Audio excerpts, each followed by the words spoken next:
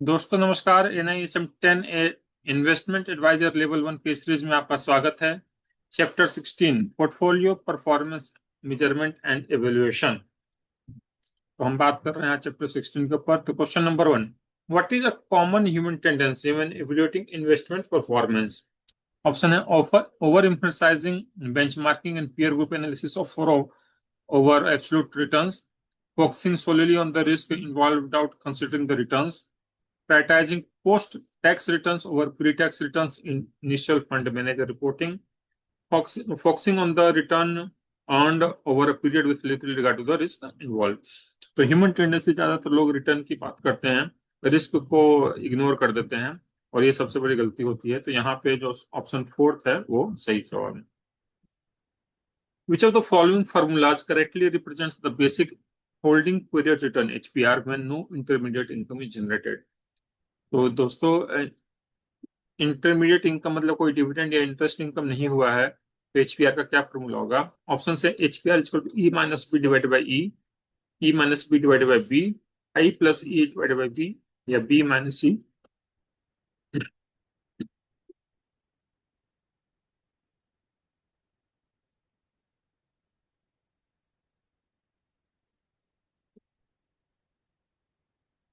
ई और बी यहाँ पे दोस्तों है।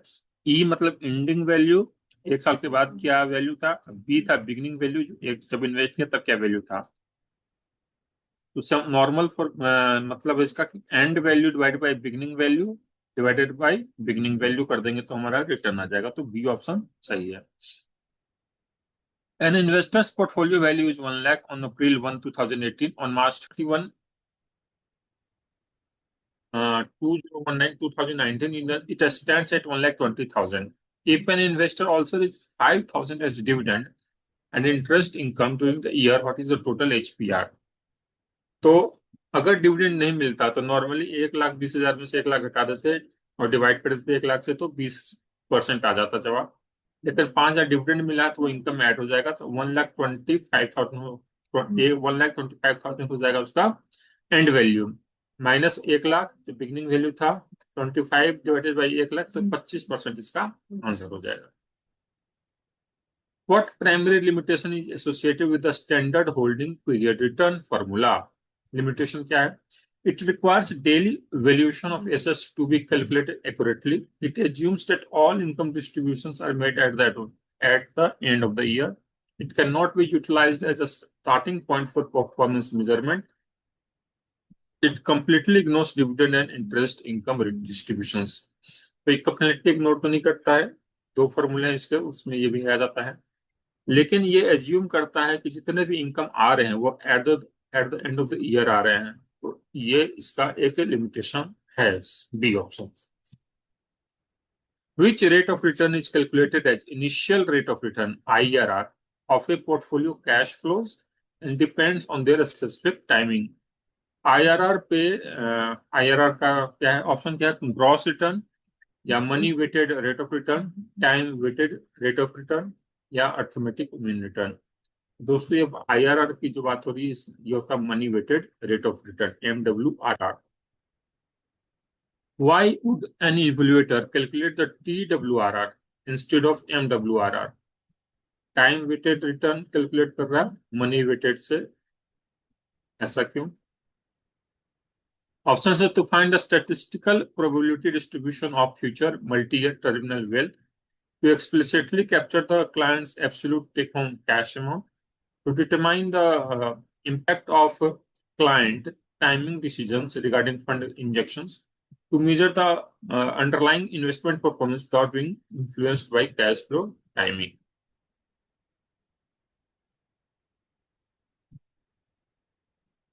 तो दोस्तों यहाँ पे ऑप्शन डी जो है, to measure the underlying investment performance without being influenced by cash flow की टाइमिंग से मतलब नहीं है। कब भी कैश फ्लो हो, बीच में कोई डिविडेंड मिले या कुछ आउटफ्लो हो, इनफ्लो हो, तो इसलिए हम लोग TWRR को प्रिफर करते हैं, कई सारे लोग।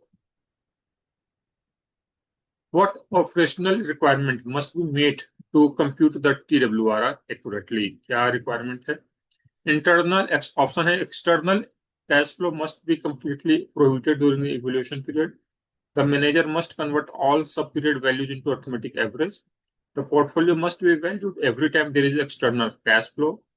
Cash flow must only occur precisely at the midpoint of each calendar year.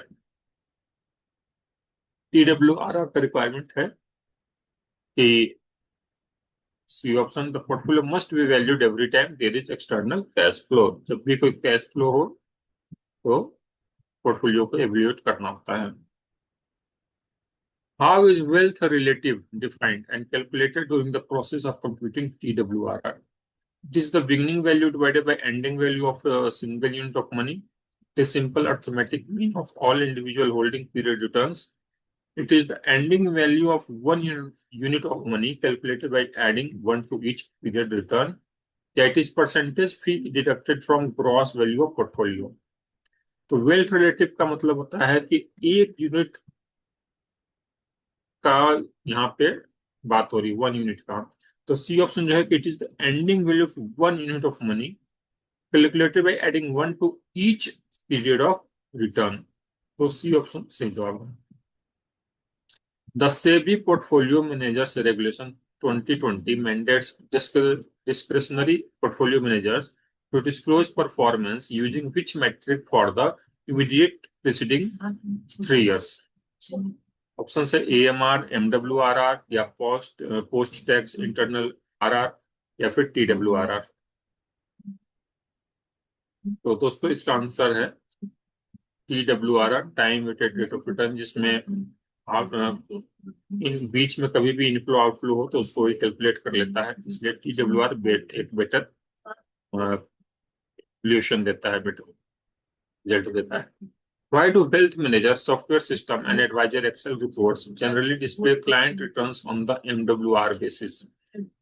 Because client fit portfolios have daily public net asset value, because MWRR automatically strips out the negative impacts of market volatility, because MWRR is required by SEBI to uniform comparison across multiple fund managers, because client money flows multiple times over a holding period, long holding period, and they care about actual take home wealth. Last option सही जवाब है, because client money flows multiple time over longer holding period. इसलिए ये जो system software system है ये इसी को चूज करता है, रिपोर्ट इसी को अकॉर्डिंग बनाता है. A portfolio produces a holding period return of -50% the first year and 100% in the second year. What is its arithmetic mean return? तो अर्थमेटिक मीन रिटर्न नॉर्मली हमारा MWRR की जैसा ही होता है. तो इसमें फर्स्ट ईयर का रिटर्न सेकंड ईयर का रिटर्न ऐड कर देंगे, डिवाइड बाय 2, तो 100 - 50 डिवाइड बाय 2 आ जाएगा, तो 25% का रिटर्न ये दिखाता है AMR. What is the statistical utility of AMR based on historical data? It serves as our best guess or estimate of future year return given a random distribution. It accurately reflects the true compound growth rate experienced by initial sum. It is used especially to gauge the probability distribution of terminal wealth. Only to compare long-term portfolio accumulations accurately.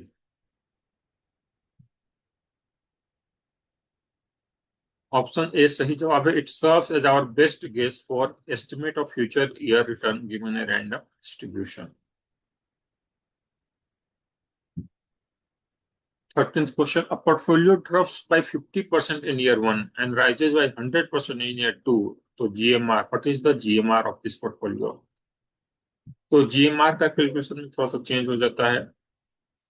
तो 50% negative return था, 100% positive return था.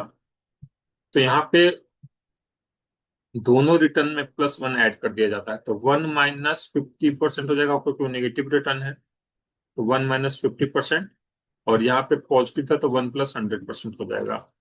तो इसको जब हम add करेंगे तो multiply करेंगे तो जो 1/2 और इधर में हो जाएगा 3/2. तो जो आंसर आता है 0% इसमें. ऑप्शन डी सही जवाब है. Over multi-year holding period, what is the mathematical relationship between GMR and AMR? GMR is also always less than AMR except when all individual yearly returns are exactly the same. GMR and AMR are completely independent and share no consistent mathematical relationship. GMR is equal to AMR multiplied by the number of years in the evolution. GMR is always greater than the AMR. GMR हमेशा दोस्तों कम आएगा AMR से, जैसा कि हमने पिछले question में भी देखा कि बिकॉज उसमें कैलकुलेशन में +1 करके पावर हो जाता है, तो वहां पे हम आता है value except when all individual yearly returns exactly the same. हर साल का जब रिटर्न सेम होगा तब दोनों ही सेम हो जाएंगे, और नहीं तो हमेशा GMR होगा वो लेस होगा। First, what distinguishes gross return from net return? Gross return और नेट रिटर्न का क्या है? Gross return is reported to the tax authorities, whereas net return is reported to SEBI. Gross return includes compounding effects, while net return is purely simple linear average. Gross return is adjusted for taxes, where net return is adjusted only for brokerage fees. तो ये तीनों सही नहीं लग रहा है। Gross return is calculated before the deduction of fees, expenses or commissions, while net return is calculated after this adjustment. ये सही जवाब है last. Which fee is charged on the average value of the initial and terminal value of the portfolio? Initial value और terminal value के पे जो average value आता जो है उस पर चार्ज लिया जाता है, इसको कहते हैं एग्जिट लोड। अदर एक्सपेंसेस में आता ही है, या फिक्स मैनेजमेंट फी होता है या परफॉर्मेंस फी होता है, तो इसको फिक्स मैनेजमेंट फी कहते हैं। An individual achieves 5% pre-tax rate of return and is subject to a capital gains tax of 15%. What is the post-tax return? तो इसका फॉर्मूला दोस्तों नीचे लिख रखा है मैंने कि पोस्ट टैक्स रिटर्न निकालने के लिए क्या करते हैं, प्री टैक्स रिटर्न को मल्टीप्लाई करते हैं 1 माइनस जो कैपिटल गेन्स है, तो 1 माइनस 15% इंटू 5% हो जाएगा, तो उसको जब एवेल्यूएट करेंगे तो आता है 4.25%।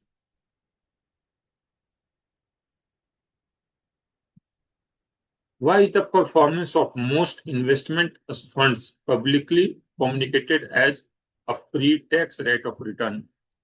Options are because investors belong to different tax brackets, making pre-tax return the standard for comparison.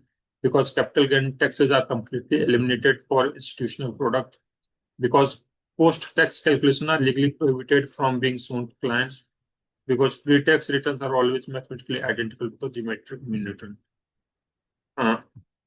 Post tax return में क्या होता है कि हर इंडिविजुअल का अपना अपना टैक्स स्लैब में आता है, वो तो रिटर्न बदल जाता है। प्री टैक्स क्या है, वो कॉमन है, सबके लिए एक जैसा आया। अब आप जिस स्लैब में आते उसको टैक्स दीजिए, तो प्री टैक्स रिटर्न जो एक्चुअल फिगर दिखाता है रिटर्न का, तो इसलिए ऑप्शन ए जो है वो सही जवाब है। What is an underlying assumption of compounded annual growth rate? CAGR का formula. It assumes that the evolution period must be exactly 1 year or less. It assumes asset values grow in a perfectly straight linear line without fluctuation. दोनों ही same नहीं लग रहे। It assumes all dividend and income are completely withdrawn from the portfolio immediately. ये भी नहीं। It assumes any dividend, income या rent declared reinvested in at that day's market price. पूरे साल में कभी भी कोई डिविडेंड मिला, इनकम मिला या रेंट मिला, वो सब री इन्वेस्ट कर दिया गया, ऐसा एज्यूम करता है CAGR। तो ऑप्शन डी जो है वो सही है। What parameters are required to calculate the CAGR using the compound interest formula presented in the chapter? Closing wealth, opening wealth या time period, sub period wealth, relatives and daily net asset value, annual hurdle rate, management fee and the tax bracket, arithmetic average return and the annual variance। तो CAGR का formula दोस्तों, उसमें closing wealth, opening wealth और time period देखते हैं। Yes, option A जो है बिल्कुल सही जवाब है। Closing wealth is equal to opening wealth, उसका पे पावर टाइम पीरियड चला जाता है। तो an investor puts 50 lakhs into US fund when Question 21. An Indian investor puts 50 lakhs into a US fund when the exchange rate is $70 70 rupees per dollar.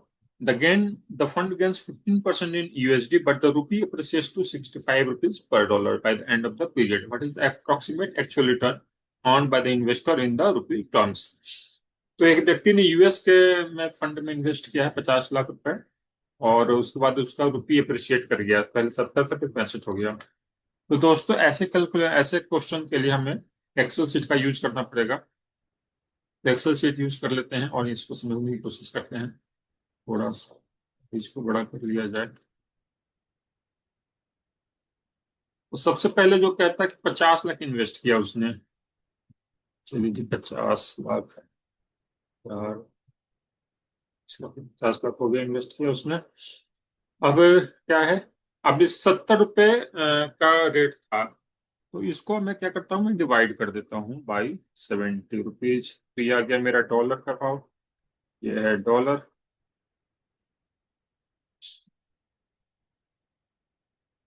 अब इस पर 15% का एप्रिसिएशन मिला है। ठीक है, क्वेश्चन कहता है 15% का एप्रिसिएशन मिल गया इस पे।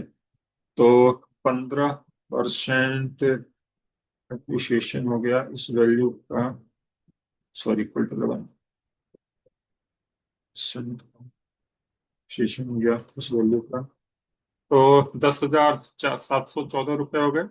अब दोनों को ऐड कर देते हैं, 20 प्लस 20, 82,142 रुपीज आ गया, ये आ गया डॉलर। अब इसको वापस हमें रुपीज में कन्वर्ट करना है, तो रुपीज एप्रिशिएट करके 65 हो चुका है, तो इसको मल्टीप्लाई करना पड़ेगा हमें। 65 से 65 रुपीज से मल्टीप्लाई कर देते हैं इसको। थोड़ा सा साइज छोटा लग रहा है तो इसको बढ़ा दिया जाए। ठीक है दोस्तों, अब ये वैल्यू है फाइनल और ये थी इनिशियल वैल्यू, तो हमें मिल गया 339 का, 3,39,025 रुपीज का बेनिफिट। तो ये कितना परसेंटेज हुआ, तो दिस डिवाइडेड बाई 50 लाख जो उसने लगाया, मल्टीप्लाई कर देते हैं 100, परसेंटेज आ जाएगा, तो 6.785%। तो मतलब ये आ गया वैल्यू आपका सी। तो दोस्तों ये कैलकुलेशन का तरीका था, पहले आपको डॉलर में कन्वर्ट करना पड़ेगा, फिर एप्रिसिएशन लेकर के रुपीज में वापस कन्वर्ट कर दीजिए तो वैल्यू आ जाएगा। तो Treynor ratio uses which risk measure in its denominator to adjust excess returns. तो ट्रेनर रेशियो में दोस्तों बीटा का यूज होता है। यहाँ पे ऑप्शंस में standard deviation, portfolio beta, tracking difference और सेमी वेरिएंस। तो इसमें पोर्टफोलियो का बीटा जो होता है वो बीटा यूज किया जाता है ट्रेनर रेशियो में। इफ ये stock A beta is equal to 1.2, stock B का बीटा है 1.1, make up a portfolio in a ratio 6:40। What is the beta of the portfolio. एक पोर्टफोलियो में दो स्टॉक्स हैं, दोनों का बीटा दिया हुआ है, दोनों का रेशियो दिया हुआ है, तो पोर्टफोलियो का बीटा क्या होगा। तो इसका भी एक सिंपल फॉर्मूला दोस्तों, वापस एक्सेल शीट पे चलते हैं और समझ लेते हैं इसको। तो इसका यहाँ किया जाए, तो पहला स्टॉक का क्या है, 1.2, पहले स्टॉक का बीटा है 1.2 इंटू रेशियो है 60, प्लस सेकेंड का है 1.1 इंटू 40। तो ये इसको सही बना दिया जाए, इंटू फॉर्मूला 60।